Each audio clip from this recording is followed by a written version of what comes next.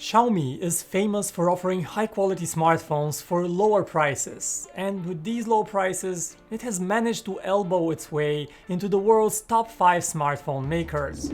In May of this year, the company released two budget phones, the Redmi Note 9 and the Redmi Note 9 Pro. Both phones come with quad camera systems, almost bezel-less displays, and in contrast to Huawei, another Chinese company that also offers great budget phones, they have access to Google Apps and the Google Play Store.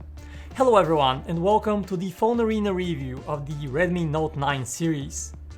Xiaomi's Redmi Note 9 and Note 9 Pro both look beautiful and modern.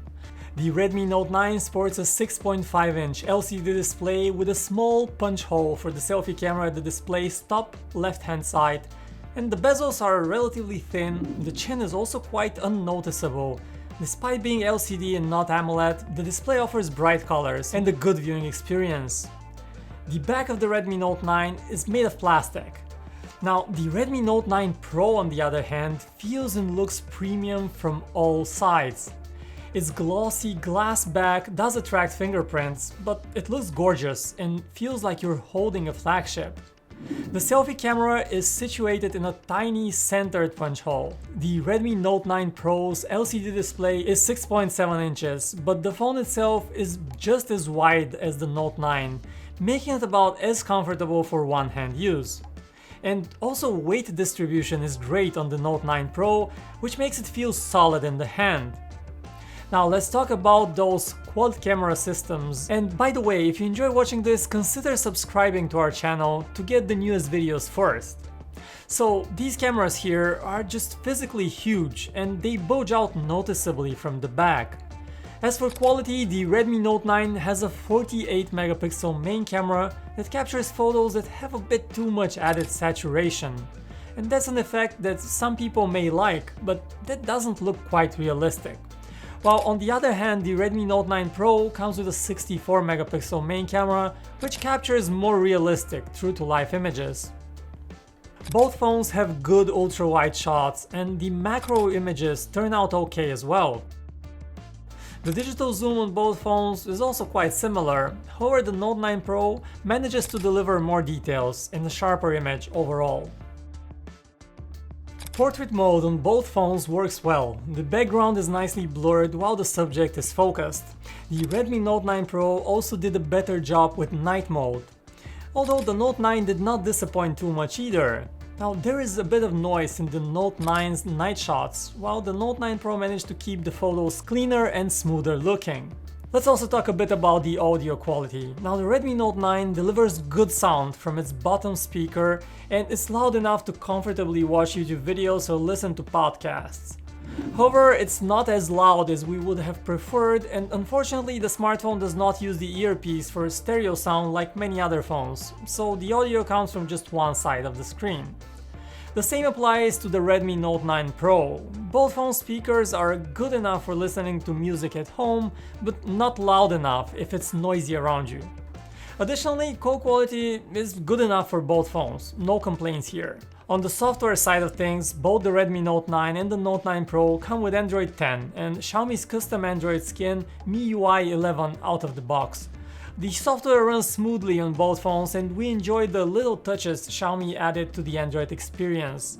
For example, the convenient grouping of settings, which makes finding a setting easy and intuitive, or the way the recent apps are organized into columns, which makes more information fit in one screen.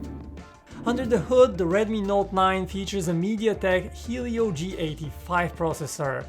Now, this is not the fastest processor around by any means, but it is quite capable of running games smoothly and making the phone feel overall snappy. The Note 9 and Note 9 Pro do not come with fancy high refresh rate screens, but the actual experience of using the phones still feels plenty smooth, and we did not feel much of a stutter or a slowdown while using them. The Redmi Note 9 Pro features a Qualcomm Snapdragon 720G processor. Now this is a fast mid-range processor, making the gaming, loading of apps and browsing more than satisfactory, especially considering the budget price of the phone. It's important to note that the Redmi Note 9 Pro loads games faster than the Note 9, and if you happen to be a gamer and looking into these two models, you would be better off with the Note 9 Pro in this case, which does better overall in the gaming department. The Redmi Note 9 and the Redmi Note 9 Pro both support Face Unlock and Fingerprint Unlock features, but are those quick enough? The Face Unlock in both smartphones is done via a 2D image, a regular photo, taken with the selfie camera, so it is not the most secure option. However, it works excellent on both phones, both in daylight and in low light situations. The fingerprint sensor on the Note 9 is situated on the back, while the Note 9 Pro rocks a fingerprint sensor built inside the power button on the side. Both are highly effective and very quick with a great, if not perfect, accuracy and speed. One aspect that could be kind of confusing with MIUI 11 on the Redmi Note 9 and the Redmi Note 9 Pro is lock screen notifications. Xiaomi has a confusing way to handle notifications on the lock screen, and if you're coming from another brand, this will definitely confuse you. The phones would sometimes show notifications on the lock screen and other times they won't. In fact, when you lock your phone after several minutes, all notifications disappear from the lock screen. But when you unlock it, all the notifications can still be found in the notification drop-down. Now this is strange and can be quite annoying. You can actually miss notifications because of this. One area where both phones excel is battery life. Both of them come with giant 5020 mAh battery cells. Both phones scored more than 14 hours on our web browsing test, way above most others, and the only other phone that lasts so long is the Moto G Power. Check out the description box for a full review of that phone. It's also quite good. Now with moderate to heavy use, the big battery should last you a day, and definitely more if you're a light smartphone user, just average one.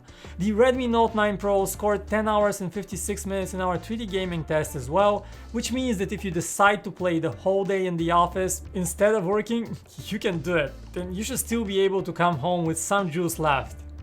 We should also mention that both phones support fast charging. However, it still takes time to charge those enormous battery cells. Okay, what about availability and price? Xiaomi phones are not sold in the United States, but they are available in the United Kingdom, Europe, India, and most of the rest of the world.